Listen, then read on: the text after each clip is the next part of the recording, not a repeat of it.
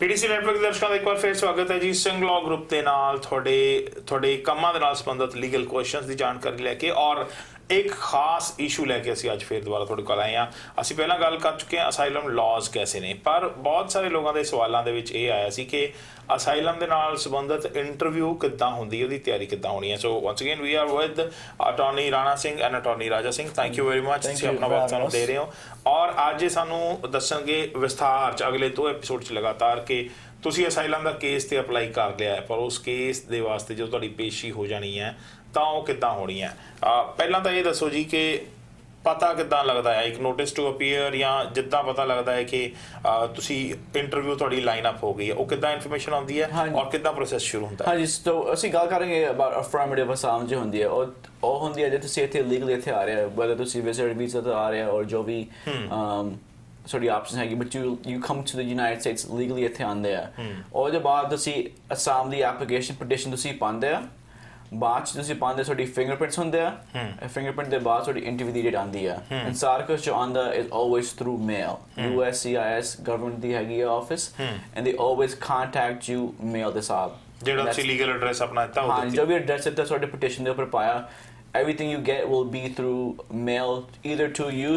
wherever ਤੁਸੀਂ ਰਹਿੰਦੇ ਆ or ਤੁਹਾਡੇ ਵਕੀਲ ਜਿਹੜੇ ਕੋਲ ਹੈਗਾ and he will always get a copy of your petition। ਜੇ ਤੁਹਾਡੇ ਕੋਲ ਕੋਈ ਪੱਕਾ ਐਡਰੈਸ ਨਹੀਂ ਹੈ ਜਾਂ ਤੁਹਾਨੂੰ ਡਾਊਟ ਹੈ ਕਿ ਮੇਰੇ ਐਡਰੈਸ ਤੇ ਮੇਲ ਨਹੀਂ ਮਿਲੇਗੀ ਤਾਂ ਤੁਸੀਂ ਵਕੀਲ ਦੇ ਐਡਰੈਸ ਤੇ ਮੰਗਾ ਸਕਦੇ ਹੋ। ਹਾਂਜੀ 100%। your attorney always gets a copy of ਜੋ ਵੀ ਤੁਹਾਨੂੰ ਮਿਲਦਾ ਤੁਹਾਡੇ attorney ਵੀ ਮਿਲਦਾ exactly। so ਕੋਈ excuse ਨਹੀਂ ਹੈਗੀ ਮੇਰੇ ਕੋਈ ਚਿੱਠੀ ਨਹੀਂ ਮਿਲੀ ਸੀਗੀ, ਮੇਰਾ ਡੇਟ ਮਿਸ ਹੋ ਗਿਆ, ਮੇਰੀ ਇੰਟਰਵਿਊ ਦੀ ਡੇਟ ਮਿਸ ਹੋ ਗਈ, the attorney has a copy and you should also get a copy। so ਬਹਾਨਾ ਨਹੀਂ ਮਾਰਿਆ ਜਾ ਸਕਦਾ, ਤੁਹਾਨੂੰ ਟਾਈਮ ਸਿਰ ਤਿਆਰੀ ਕਰਨੀ ਪੈਣੀ ਹੈ। ਔਰ ਤੁਸੀਂ ਅਫਰਮੇਟਿਵ ਅਸਾਈਲਮ ਦੀ ਗੱਲ ਕੀਤੀ ਹੈ, ਜਿਹੜੇ ਬਾਰਡਰ ਕ੍ਰਾਸ ਕਰਕੇ ਆਏ ਹੁੰਦੇ ਉਹ ਵੀ ਮੰਗਦੇ ਨੇ ਅਸਾਈਲਮ। ਹਾਂਜੀ, ਤੇ ਉਸ ਸੀਨ ਚ ਕੀ ਹੁੰਦਾ ਹੈ? ਉਹ ਡਿਫਰੈਂਟ ਹੁੰਦਾ, ਅਸੀਂ ਕਹਿੰਦੇ ਡਿਫੈਂਸਿਵ ਅਸਾਈਲਮ। ਉੱਥੇ ਜੋ ਹੁੰਦੇ ਤੁਸੀਂ ਜਦੋਂ ਬਾਰਡਰ ਕ੍ਰਾਸ ਕਰਦੇ illegally right at the border customs and border patrol ਜੋ ਹੁੰਦੀ ਹੈ they stop you and they ask you ਤੁਸੀਂ ਇੱਥੇ ਕਿਉਂ ਆ ਰਹੇ ਆ and the completely process is very different because ਜਦੋਂ ਤੁਸੀਂ affirmative asylum ਕਰਦੇ ਆ you go directly through a very informal process with USCIS। ਤੁਸੀਂ immigration court ਚ ਨਹੀਂ ਜਾਂਦੇ। ਜਦੋਂ ਤੁਸੀਂ defensive asylum ਕਰਦੇ ਆ you go through customs illegally ਇੱਥੇ ਆਉਂਦੇ and your first step is going to immigration court। so two different processes। ਪਰ ਉਸ ਕੇਸ ਵੀ ਤੁਹਾਨੂੰ ਵਕੀਲ ਤੇ ਹਾਇਰ ਕਰਨਾ ਪੈਂਦਾ? ਹਾਂਜੀ, ਤੁਹਾਡੇ ਆਪਸ਼ਨਸ ਹਮੇਸ਼ਾ ਹੈਗੇ to hire an attorney because ਤੁਹਾਡੇ chances ਜ਼ਿਆਦਾ ਇੰਪਰੂਵ ਹੁੰਦੇ ਤੁਹਾਡੇ ਕੋਲ ਵਕੀਲ ਹੁੰਦਾ। ਬਟ ਜੋ ਕੁਝ ਤੁਸੀਂ ਉੱਥੇ ਜਦੋਂ ਪਹਿਲਾਂ ਫੜੇ ਗਏ ਉਦੋਂ ਬੋਲਿਓ ਉਹ ਤੁਹਾਨੂੰ ਚੇਤਾ ਰੱਖਣਾ ਪੈਣਾ, ਝੂਠ ਨਹੀਂ ਬੋਲ ਸਕਦੇ ਤੁਸੀਂ। ਸੋ ਅਟਾਰਨੀ ਦੇ ਨਾਲ ਤਿਆਰੀ ਦੇ ਵਿੱਚ ਉਹ ਗੱਲਾਂ ਸੇਮ ਰਹਿਣੀਆਂ ਚਾਹੀਦੀਆਂ ਨੇ। ਅਗਰ ਤੁਸੀਂ ਦੁਬਾਰਾ ਪਟੀਸ਼ਨ ਅਟਾਰਨੀ ਦੇ ਨਾਲ ਤਿਆਰ ਕਰਦੇ ਹੋ ਔਰ ਅਟਾਰਨੀ ਨੂੰ ਕੁਝ ਨਹੀਂ ਦੱਸਦੇ ਫਿਰ ਗੜਬੜ ਹੋਏਗੀ। ਹਾਂਜੀ exactly, they have a record of everything. ਜੋ ਵੀ ਤੁਸੀਂ ਕਹਿੰਦੇ ਆ ਰਿਕਾਰਡ ਵੀ ਕਰਦੇ ਆ ਐਂਡ ਤੁਹਾਡੀ ਸੈਂਪਲ ਟੈਸਟੀਮੋਨੀ ਵੀ ਦਿੰਦੇ ਆ। ਸੋ ਜੋ ਵੀ ਤੁਸੀਂ ਕਹਿੰਦੇ ਆ they have a copy of everything. ਤੁਸੀਂ ਬਾਅਦ ਨਹੀਂ ਕਹਿ ਸਕਦੇ ਮੈਨੇ ਆਪ ਪਹਿਲਾਂ ਕਿਹਾ ਸੀਗਾ ਹੁਣ ਤੁਸੀਂ ਆ ਕਹਿ ਰਹੇ ਆ। ਸੋ ਝੂਠਾ ਨਾਮ ਵੀ ਨਹੀਂ ਦੇਣਾ ਬਾਰਡਰ ਤੇ, ਇਹ ਗਲਤਫਹਿਮੀ ਚ ਨਾ ਰਹਿਣਾ ਕਿਉਂਕਿ ਉਹ ਮੁੜ ਕੇ ਜਦੋਂ ਤੁਸੀਂ ਅਸਲੀ ਨਾਮ ਤੇ ਸਿਟੀਜ਼ਨਸ਼ਿਪ ਮੰਗਣੀ ਆ ਫਿਰ ਵਾਪਸ everything's gonna come up। ਹਾਂਜੀ ਓਕੇ, ਸੋ ਵਾਪਸ ਇਹ ਤੇ ਆਨੇ ਆ ਕਿ ਹੁਣ ਤੁਸੀਂ ਪਟੀਸ਼ਨ ਪਾ ਦਿੱਤੀ ਹੈ,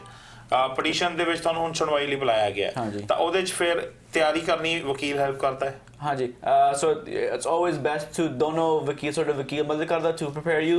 and you as a client to prepare yourself for the interview। ਅਸੀਂ 3 ਚੀਜ਼ਾਂ ਕਹਿੰਦੇ ਆ that gonna help you prepare। ਤੁਹਾਡੀ client ਦੀ comfort ਜੋ ਹੁੰਦੀ ਆ, ਤੁਹਾਡੀ attorney ਦੀ comfort ਜੋ ਹੁੰਦੀ ਆ and ਤੁਹਾਡੀ ਜੋ ਵੀ ਤੁਸੀਂ testimony ਹੈਗੀ to prepare and make sure ਜੋ ਤੁਹਾਡੀ testimony ਹੈਗੀ ਆ ਸਿੱਧਾ ਹੈਗੀ ਆ and straightforward ਹੈਗੀ ਆ। ਓਕੇ, ਸੋ client comfort ਦਾ ਮਤਲਬ ਹੈ ਵੀ client ਦੀ ਤਿਆਰੀ ਆਪਣੀ ਕਿੱਦਾਂ ਕਰਾਉਣੀ ਅਸੀਂ? client comfort ਮਤਲਬ ਹੈ ਤੁਸੀਂ ਜਿਹੜੀ ਇੰਟਰਵਿਊ ਕੁਐਸਚਨਸ ਹੈਗੇ ਆ ਵਕੀਲ ਦੇ ਨਾਲ ਬੈਠ ਕੇ ਸਾਰੇ ਕੁਐਸਚਨਸ ਪੁੱਛਦੇ ਆ। the more times you ask ਪੁੱਛਦੇ the more comfortable client ਹੋ ਜਾਂਦਾ ਕਿ ਕਿਹੜੇ ਕੁਐਸਚਨਸ ਪੁੱਛਣੇ ਮੈਨੂੰ, ਕਿਹੜੇ ਆਨਸਰਸ ਦੇਣੇ ਆ ਤੇ ਕਿਹੜੇ ਚੀਜ਼ਾਂ ਜੋ you have to look out for। ਕਦੇ ਦੇ trick ਤਾਂ ਨਹੀਂ ਕਰਦੇ, they don't try to trick you, but just in case ਤੁਸੀਂ ਸੋਚਣਾ ਪੈਣਾ how to think about a question, how to think of your response, so they can know how to actually respond to that question। Okay, so ਇਹ ਹੋਈ client comfort ਦੀ ਗੱਲ। Attorney comfort ਦਾ ਕੀ ਮਤਲਬ ਹੋ ਗਿਆ? Attorney ਤੇ ਸਭ ਕੁਝ ਜਾਣਦੇ ਨੇ, ਆਲਰੇਡੀ ਰਟਿਆ ਹੋਇਆ ਹੈ, ਉਹਨਾਂ ਨੇ ਕਲਾਇੰਟ ਦੀ ਤਿਆਰੀ ਕਰਾਈ ਹੈ। ਹਾਂਜੀ, ਅਟਾਰਨੀ ਦੀ ਕੰਫਰਟ ਹੁੰਦੇ ਮੀਨਿੰਗ ਟੂ ਤੁਸੀਂ ਜੋ ਵੀ ਤੁਹਾਡੇ ਕਲਾਇੰਟ ਹੈਗੇ ਉਹਨਾਂ ਨੂੰ ਹੈਲਪ ਕਰਕੇ ਮਦਦ ਕਰਦੇ be comfortable with his story, right? ਜੋ ਵੀ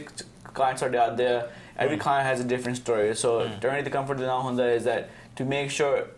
जो भी ਤੁਹਾਡੇ attorney ਵਕੀਲ ਹੈਗਾ he knows your story as much as you know your story, right? And ਸਾਡੀ job ਜੋ ਹੈਗੀ is to make sure ਅਸੀਂ prepare client ਨੂੰ prepare ਕਰਕੇ that the client is more comfortable. So our job is to really to make the client comfortable as his attorney, and that's really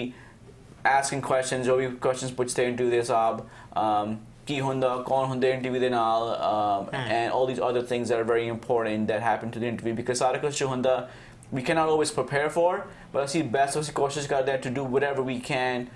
to make our client more comfortable. So I see personally what we do, we try to sometimes role play. So dono baat ke ek banda Rana baat ke he'll be the asylum officer, main unna da vakil banda, and then he'll ask the questions, main dekhna what's my client's responses, unne ki kuch kehna je kuch kade sometimes they give a different answer in the actual interview. The preparation important hai gaya vakil wasta, you have to know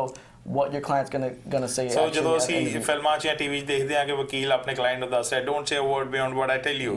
ਉਹ ਸਹੀ ਹੈ ਉਹ ਧਮਕੀ ਨਹੀਂ ਹੈ ਮਜ਼ਾਕ ਨਹੀਂ ਹੈ ਹਾਂ that's one of the tips we always say is ਜ਼ਿਆਦਾ ਨਾ ਬੋਲੋ ਕੱਟ ਵੀ ਨਾ ਬੋਲੋ yeah exactly okay yeah so ਮਤਲਬ ਸਹੀ ਜਵਾਬ ਦੇਣੇ ਆ ਬੰਨ ਕੇ ਨਹੀਂ ਰੱਖਣੇ ਪਰ ਐਵੇਂ ਨਹੀਂ ਬੋਲੀ ਜਾਣਾ right so always ask the question that they're asking you, ਜ਼ਿਆਦਾ ਨਹੀਂ ਬੋਲਣਾ ਜੇ ਹਾਂ no ਪੁੱਛਦੇ ਸਵਾਲ ਹੈਗਾ either ਹਾਂ ਕਹਿਣੀ ਹੈ ਕਿ no ਕਹਿਣੀ ਹੈ, that's it, nothing more nothing less. ਔਰ ਜਿਹੜਾ ਕਲਾਇੰਟ ਹੈ ਹੁਣ ਜਿੱਦਾਂ ਮੰਨ ਲਓ ਕੋਈ ਐਸਾ ਬੰਦਾ ਹੈ ਜਿਹਦੀ ਆਫ ਕੋਰਸ ਜ਼ਿਆਦਾ ਪ੍ਰੈਕਟਿਸ ਨਹੀਂ ਹੈ ਜਾਂ ਜਿਹਦੀ ਅੰਗਰੇਜ਼ੀ ਅੱਛੀ ਨਹੀਂ ਹੈ ਇੰਟਰਪ੍ਰੀਟਰ ਦੇ ਨਾਲ ਕੰਮ ਕਰ ਰਿਹਾ ਕਿਆ ਉਹ ਸਵਾਲ ਨੂੰ ਸਮਝਣ ਲਈ ਦੁਬਾਰਾ ਵੀ ਉਹਨੂੰ ਪੁੱਛ ਸਕਦਾ ਆਰਾਮ ਨਾਲ, ਉਹਦੇ 'ਚ ਕੋਈ ਇਸ਼ੂ ਨਹੀਂ ਹੈ? ਹਾਂਜੀ 100%. ਜਿਸ ਤੁਸੀਂ ਇੰਟਰਵਿਊ ਜਾਂਦੇ ਆ the officer is going to explain to you, ਜਿਸ ਤੁਹਾਨੂੰ ਸਮਝ ਨਹੀਂ ਆਉਂਦੀ ਜੋ ਵੀ ਤੁਹਾਨੂੰ ਪੁੱਛ ਰਿਹਾ ਤੁਹਾਨੂੰ ਸਮਝ ਨਹੀਂ ਆਉਂਦੀ ਮੈਨੂੰ ਕਹਿ ਦਿਓ to rephrase the question or ask the question again, because if you galat cheez kende that can go to hurt you, so the case hurt kar sakda. So if you don't understand the question, so sawal di samajh nahi aandi ki ho raha ki puch raha, it's always best to go, I don't understand your question, can you ask or can you repeat the question? The other now we clients bahut sare darde hai ਤੇ ਸੋਚਦੇ ਜੇ ਮੈਂ ਕਹਿ ਮੈਂ ਉਹਨਾਂ ਨੂੰ ਜੇ ਕਹਿ ਮੈਨੂੰ I don't understand your question, ਫਿਰ ਡਰਦੇ maybe deny ਹੋ ਜਾਏਗੀ, no be comfortable, ਤੁਸੀਂ question ਸੱਚੀ ਤੁਸੀਂ ਜਾਣਦੇ ਨਹੀਂ ਕਹਿ ਦੋ I do not understand, can you please ask again, because that's best for you as the person being interviewed. So what they're trying to tell you is ਕਿ ਜਿਹੜੀ ਇਹ ਇੰਟਰਵਿਊ ਹੁੰਦੀ ਹੈ ਪੁਲਿਸ ਦੇ ਪਟੇ ਵਾਲੀ ਇੰਟਰਵਿਊ ਨਹੀਂ ਹੈ, don't be afraid of that, ਤੁਸੀਂ ਖੁੱਲ ਕੇ ਆਰਾਮ ਨਾਲ ਗੱਲ ਕਰੋ ਇਸ ਇੰਟਰਵਿਊ ਦੇ ਸੈਲਫ ਕੌਨਫੀਡੈਂਸ ਦੇ ਨਾਲ ਜਾਓ, ਤਿਆਰੀ ਕਰਕੇ ਜਾਓ, that's important. Okay, testimony ਕਿਆ ਅਲੱਗ-ਅਲੱਗ ਤਰ੍ਹਾਂ ਦੀ ਹੁੰਦੀ ਹੈ? Testimony same ਹੀ ਹੁੰਦੀ ਹੈ, but ਸਾਡੀ experience now is that ਜਦੋਂ ਤੁਸੀਂ ਸਵਾਲ ਪੁੱਛਦੇ in front of your own client, right, he's going to tell you one story, ਤੁਹਾਨੂੰ ਦੱਸਦੇ ਆ, ਜਦੋਂ ਤੁਸੀਂ ਦੂਸਰੇ ਬੰਦੇ ਦੇ ਸਾਹਮਣੇ ਆਉਂਦੇ ਆ completely different story ਆ ਜਾਂਦੀ ਆ, ਜੋ ਵੀ ਤੁਹਾਨੂੰ ਕਹਿੰਦੇ ਆ they don't tell you whatever they tell the officer ਜੋ ਵੀ ਹੁੰਦਾ is different than what they're telling you. ਹਮੇਸ਼ਾ they forget things, ਭੁੱਲ ਜਾਂਦੇ ਆ or they don't realize ਕੀ ਕੁਛ ਹੋ ਰਿਹਾ, so the testimony there's always differences in the testimony the client ji hundi, because ਉਹਦੇ ਪਿੱਛੇ ਘਬਰਾਹਟ ਵੀ ਹੋ ਸਕਦੀ ਹੈ psychological mainly ਹੁੰਦਾ because of nervousness ਨਾਲ ਸਾਰਾ ਕੁਝ ਭੁੱਲ ਜਾਂਦੇ ਆ and they say a completely different thing they ਤੁਹਾਨੂੰ ਪੁੱਛਿਆ ਸੀ the other day or the week before, completely new story ਦੱਸ ਦਿੰਦੇ ਆ, so the differences this testimony now you just have to be prepared for it and make sure you're don't the story is same as much as possible. और improvise भी नहीं करना, ਤੁਹਾਨੂੰ ਲੱਗਦਾ ਸਾਰਾ ਟਾਈਮ ਸਿਰ ਨਹੀਂ ਆ ਗੱਲ ਕਹਿ ਦਵਾਂ ਜ਼ਿਆਦਾ ਅੱਛਾ ਹੈ, ਹਾਂਜੀ ਉਹ ਨਹੀਂ ਕਰਨਾ, no it's always best to be honest, because ਬਾਅਦ ਚ ਹੁੰਦਾ is it's going to come back to you. This week then the officer is going to ask you something completely different and you don't know how to answer it, or the client or the case ਵਾਸਤੇ ਵਧੀਆ ਨਹੀਂ ਹੁੰਦਾ. ਸੋ ਹੋ ਸਕਦਾ ਤੁਹਾਨੂੰ ਲੱਗਦਾ ਹੋਵੇ ਕਿ ਤੁਸੀਂ ਬਹੁਤ ਸਿਆਣੇ ਹੋ, ਤੁਸੀਂ ਬਹੁਤ ਇੰਟੈਲੀਜੈਂਟ ਹੋ, ਤੁਸੀਂ ਇੰਟੈਲੀਜੈਂਟ ਹੋਵੋਗੇ ਵੀ, ਪਰ ਜਦੋਂ ਤੁਸੀਂ ਸੁਣਵਾਈ ਲਈ ਜਾ ਰਹੇ ਹੋ ਤਾਂ ਤੁਹਾਡਾ ਵਕੀਲ ਜੋ ਦੱਸ ਰਿਹਾ ਉਹ ਕਰਨਾ ਜ਼ਰੂਰੀ ਹੈ, ਕਿਉਂਕਿ ਤੁਹਾਡੀ ਆਪਣੀ ਇੱਕਦਮ ਦਿਮਾਗ 'ਚ ਆਈ ਹੋਈ ਗੱਲ ਕਹਿ ਦੇਣਾ ਜਾਂ ਤੁਸੀਂ ਉਸ ਵੇਲੇ ਸਵੇਰੇ ਸੋਚਿਆ ਸੀ ਮੈਂ ਆਹ ਵੀ ਕਹਿ ਦੂੰਗਾ ਤੇ ਵਕੀਲ ਨਾਲ ਡਿਸਕਸ ਨਹੀਂ ਕੀਤਾ, ਉਹ ਖਤਰਨਾਕ ਹੋ ਸਕਦਾ ਤੁਹਾਡੇ ਲਈ, ਐਗਜ਼ੈਕਟਲੀ ਰਾਈਟ? ਤਾਂ ਓਕੇ, ਤੇ ਉਹ ਇੰਟਰਵਿਊ ਕਿੱਦਾਂ ਹੋਣੀ ਹੈ ਤੁਸੀਂ ਤੇ ਸਮਝਾ ਦਿੰਦੇ ਹੋ, ਪਰ ਜਿਹੜੀ ਨਰਵਸਨੈਸ ਦੀ ਗੱਲ ਹੈ ਹੁਣ ਜਦੋਂ ਬੰਦਾ ਉੱਥੇ ਪਹੁੰਚ ਗਿਆ ਜੇ ਰਾਈਟ ਵੇ ਜਾ ਕੇ ਸਵਾਲ ਸ਼ੁਰੂ ਹੋ ਜਾਣਗੇ ਤਾਂ ਫੋਰਸ ਨਰਵਸਨੈਸ ਹੋਏਗੀ, ਕਿਆ ਪਹਿਲਾਂ ਉੱਥੇ ਵੀ ਸਮਝਾਇਆ ਜਾਂਦਾ ਕਿ ਅਸੀਂ ਇੱਦਾਂ ਪ੍ਰੋਸੀਡ ਕਰਾਂਗੇ ਅੱਜ? ਹਾਂਜੀ, ਸੋ ਜਦੋਂ ਤੁਸੀਂ ਇੰਟਰਵਿਊ ਜਾਂਦੇ ਆ there's a few things that take place. ਇੱਕ ਹੁੰਦੀ ਆ ਤੁਹਾਡੀ ਤੁਸੀਂ ਪਹਿਲਾਂ ਜਾ ਕੇ you're gonna check in, ਜਦੋਂ ਚੈੱਕ ਇਨ ਤੋਂ ਬਾਅਦ ਕਰਕੇ ਹੁਣ ਕਰਦੇ ਆ ਤੁਹਾਡੇ ਫਿੰਗਰਪ੍ਰਿੰਟ ਵੀ ਲੈਂਦੇ ਆ again, and ਤੁਹਾਡੀ ਫੋਟੋ ਵੀ ਖਿੱਚਦੇ ਆ ਜੋ ਵੀ ਤੁਹਾਡੀ ਇੰਟਰਵਿਊ ਹੁੰਦੀ ਹੈ, whether ਨਿਊਯਾਰਕ 'ਚ ਹੈਗੀ ਆ, ਕੈਲੀਫੋਰਨੀਆ 'ਚ ਹੈਗੀ ਆ, ਸ਼ਿਕਾਗੋ 'ਚ ਹੈਗੀ ਆ, these process are always the same, right? ਬਾਅਦ ਤੁਹਾਡਾ ਆਫਿਸਰ ਆਉਂਦਾ, there's always no cell phones allowed. This particular cell phone ਹੈਗਾ, ਤੁਹਾਡੇ cell phone ਲੈ ਕੇ locker 'ਚ ਪਾਉਂਦੇ ਆ, because they want to make sure ਕੋਈ cheating ਨਹੀਂ ਹੁੰਦੀ, ਕੋਈ information ਜ਼ਿਆਦਾ ਬਾਅਦ 'ਚ ਨਹੀਂ ਆਉਂਦੀ,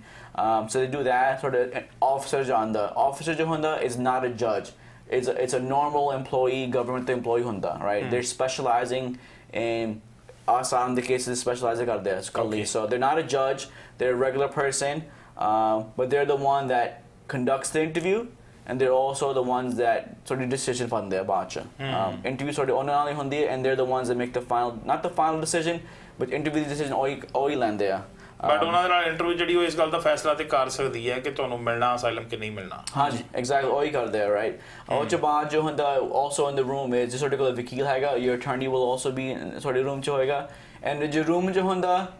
ਅਸਾਈਲਮ ਇੰਟਰਵਿਊ ਦੇ ਵਾਸਤੇ ਇਜ਼ ਵੈਰੀ ਇਨਫੋਰਮਲ, ਕੋਰਟ 'ਚ ਨਹੀਂ ਹੁੰਦੀ ਪ੍ਰੋਸੀਡਿੰਗ, ਰੈਗੂਲਰ ਆਫਿਸ ਰੂਮ ਜੋ ਹੁੰਦਾ। ਸੋ ਤੁਸੀਂ if you ever been to an office, it's similar to like this, right? Room, right? Very simple room. You're gonna have yourself, to see asylum officer हैगा, to see उत्थे बैठेंगे behind the desk, right? मैं इत्थे बैठूंगा as the attorney, and मेरा client जो हैगा राज जी इत्थे साथ मेरे नाल बैठेंगे, so it's a very informal process ही हुंदी है। And majority of the time जब तुसी साढ़े पंजाबी English नहीं बोलते, there's always an interpreter. You can bring an interpreter. Right? Okay. It's mandatory that you bring an interpreter. So someone अपना ही लेके आना interpreter, अपना ही लेके आना that understands Punjabi and English, right? But all the knowledge of you is that even if you bring an interpreter, they always have a monitor on the phone. Okay, ਪਹਿਲੀ ਗੱਲ ਜਿਹੜਾ interpreter ਤੁਸੀਂ ਲੈ ਕੇ ਆਉਣਾ ਹੈ, ਮੰਨ ਲਓ ਇੱਕ ਕਿਸੇ ਨੇ ਪਟੀਸ਼ਨ ਫਾਈਲ ਕੀਤੀ ਹੈ, ਉਹਦੇ ਜਾਣ ਪਛਾਣ ਦਾ ਕੋਈ ਬੰਦਾ ਹੈਗਾ ਜਿਹੜਾ ਅੰਗਰੇਜ਼ੀ ਜਾਣਦਾ, ਉਹ ਇੰਟਰਪ੍ਰੀਟਰ ਦਾ ਰੋਲ ਪਲੇ ਕਰ ਸਕਦਾ ਜਾਂ ਐਕ੍ਰੈਡੀਟੇਸ਼ਨ ਹੋਣੀ ਜ਼ਰੂਰੀ ਉਹਦੀ ਸਰਕਾਰ ਵੱਲੋਂ? ਉਹ ਬੰਦਾ ਕਰ ਸਕਦਾ, ਪਰ ਉਹਦੇ ਨਾਲ ਕਦੇ ਕਦੇ ਪ੍ਰੋਬਲਮਸ ਆ ਜਾਂਦੀ ਆ। ਇੰਟਰਪ੍ਰੀਟਰ ਦੀ ਮੇਨ ਜੌਬ ਜਦੋਂ ਤੁਸੀਂ ਕਹਿ ਰਹੇ ਆ everything has to be first person, ਜੇ ਤੁਸੀਂ ਕਹਿ ਰਹੇ ਮੈਂ ਇੰਡੀਆ 'ਚ ਆ ਕੀਤਾ ਤਾਂ ਮੈਂ ਇੱਥੇ ਆਇਆ, interpreter has to say I left India because this. Most times interpreters ਜਿਹੜੇ experience ਨਹੀਂ ਹੈਗੇ, he says this, he says this, he says this, they misinterpret words. They ਉਹਦੇ ਨਾਲ ਉਹਦਾ ਕੋਈ effect ਹੈ ਨਹੀਂ ਨਾ, they're the interpreter. The end result affects your life as just asylum apply ਕਰਦੇ, it affects your life. So you want to make sure ਜਿਹੜਾ interpreter ਹੈਗਾ, he knows how to properly do it. The English the proficiency ਬਹੁਤ ਜ਼ਿਆਦਾ,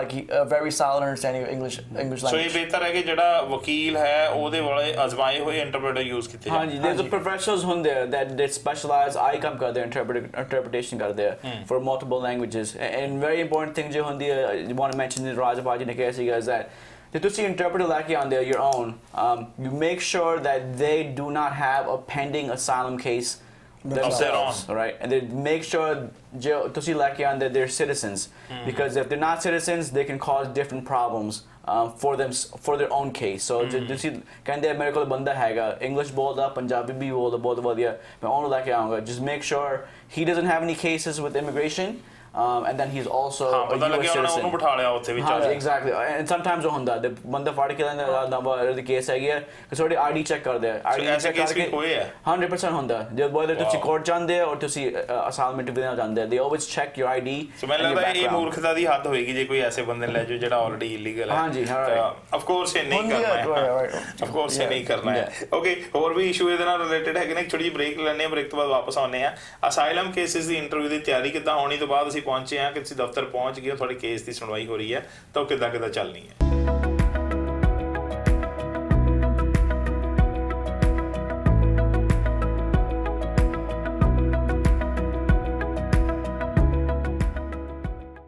break ਤੇ ਜਾਣ ਤੋਂ ਪਹਿਲਾਂ ਅਸੀਂ ਗੱਲ ਕਰ ਰਹੇ ਸੀ ਕਿ ਜੇ ਤੁਹਾਡੀ ਇੰਟਰਵਿਊ ਹੁਣ ਆ ਗਈ ਹੈ, ਤੁਸੀਂ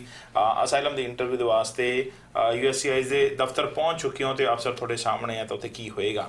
ਅਸੀਂ ਗੱਲ ਕਰ ਚੁੱਕੇ ਸੀ ਕਿ ਇੰਟਰਪ੍ਰੀਟਰ ਤੁਹਾਡੇ ਨਾਲ ਹੋਣਾ ਚਾਹੀਦਾ, ਉਹ ਕਿੱਦਾਂ ਦਾ ਹੋਣਾ ਚਾਹੀਦਾ, ਪਰ ਇੰਟਰਪ੍ਰੀਟਰ ਇਮਾਨਦਾਰੀ ਨਾਲ ਇੰਟਰਪ੍ਰੀਟੇਸ਼ਨ ਕਰ ਰਿਹਾ ਜਾਂ ਨਹੀਂ ਕਰ ਰਿਹਾ, ਇਹ ਕਿੱਦਾਂ ਪਤਾ ਲੱਗਦਾ ਆ ਉਹ ਤੁਹਾਡੀ ਗੱਲ ਸਹੀ ਪਹੁੰਚਾ ਰਿਹਾ ਕਿ ਨਹੀਂ, ਜਾਂ ਉਹ ਤੁਹਾਡੀ ਫੇਵਰ 'ਚ ਆਪੇ ਹੀ ਵਕਾਲਤ ਕਰੀ ਜਾ ਰਿਹਾ? There's always monitor ਹੁੰਦਾ, so ਜੋ ਵੀ ਤੁਸੀਂ ਇੰਟਰਪ੍ਰੀਟਰ ਲੈ ਕੇ ਆਉਂਦੇ ਆ, ਜੋ ਵੀ officer ਹੈਗਾ, it's mandatory for them to have a third person, unbiased person ਜੋ ਹੁੰਦਾ, and monitor ਜੋ ਹੁੰਦਾ। So phone ਤੇ monitor ਹੁੰਦਾ, and ਜੋ ਵੀ ਤੁਸੀਂ ਗੱਲ ਕਰਦੇ ਆ, they clarify your Punjabi to English and English to Punjabi. Puts the jo officer on the puts the monitor. Did he say, what did he say? Was it correct? Was he wrong? Can you clarify what he said? So ਤੁਹਾਨੂੰ officer ਨੂੰ ਕੋਈ ਗਲਤਫਹਿਮੀ ਲੱਗਦੀ ਹੈ ਸੱਚ ਨਹੀਂ ਬੋਲ ਰਿਹਾ ਔਰ ਕਨਫਿਊਜ਼ਨ ਜੀ ਹੈਗੀ ਆ ਮਾਨੀਟਰ ਨੂੰ ਪੁੱਛਦੇ ਆ ਬਿਕਾਜ਼ ਮਾਨੀਟਰ ਹੈਗਾ ਥਰਡ ਪਾਰਟੀ ਉਹਨਾਂ ਦੀ ਕੋਈ ਇਨਵੋਲਵਮੈਂਟ ਹੈਗੀ ਨਹੀਂ and they ਨਾ department ਦੇ ਨਾਲ ਤੇ ਨਾ client ਦੇ ਨਾਲ exactly third party they don't work for USCIS independent persons ਹੁੰਦੇ independent company ਹੁੰਦੇ ਜੋ interpretation ਕਰਦੇ ਆ ਪਰ ਉਹਨਾਂ ਦਾ job ਹੈਗੀ ਹੈ strictly to monitor ਜੋ ਵੀ interpretation ਹੋ ਰਹੀ ਹੈ sometimes ਸਾਡੇ ਮੇਰੇ experience ਚ ਹੁੰਦਾ sometimes ਸਾਡੇ interpreter come with any karda and then the officer says monitor can you take over the interpretation okay. So that's a very common thing to happen and the monitor the job bas aayi hai to make sure jo bhi interpretation ho rahi hai sach ho rahi hai and correctly ho rahi hai ਸੋ ਜਿਹੜਾ ਬੰਦਾ interpretation ਦੇ ਲਈ ਜਾ ਰਿਹਾ ਆ ਉਹਦਾ ਆਪਣਾ ਇਮਾਨਦਾਰ ਹੋਣਾ ਜ਼ਰੂਰੀ ਨਹੀਂ ਤਾਂ ਉਹਦੇ ਉੱਤੇ ਸੁਪਰਵਿਜ਼ਨ ਹੈਗੀ ਆ ਔਰ ਉਹ ਸੁਪਰਵਿਜ਼ਨ ਜਿਹੜੀ ਆ ਥੋੜਾ ਕੇਸ ਵੀ ਖਰਾਬ ਕਰ ਸਕਦੇ ਇਨ ਦਾ ਲੌਂਗ ਟਰਮ ਜੇ ਉਹਦੀਆਂ ਆਪਣੀਆਂ ਗਲਤੀਆਂ ਨਜ਼ਰ ਆਉਂਦੀਆਂ ਨੇ ਓਕੇ ਜਿਹੜੇ ਕਲਾਇੰਟ ਵਿਦ ਫੈਮਿਲੀ ਜਾ ਰਹੇ ਨੇ ਤੇ ਉਹਨਾਂ ਦੇ ਕੀ ਕੇਸਿਸ ਦੇ ਵਿੱਚ ਕੋਈ ਹੋਰ ਸਿਚੁਏਸ਼ਨ ਡਿਫਰੈਂਟ ਹੁੰਦੀ ਹੈ ਜਾਂ ਹਰੇਕ ਦੀ ਸੁਣਵਾਈ ਸੈਪਰੇਟ ਹੋਣੀ ਹੈ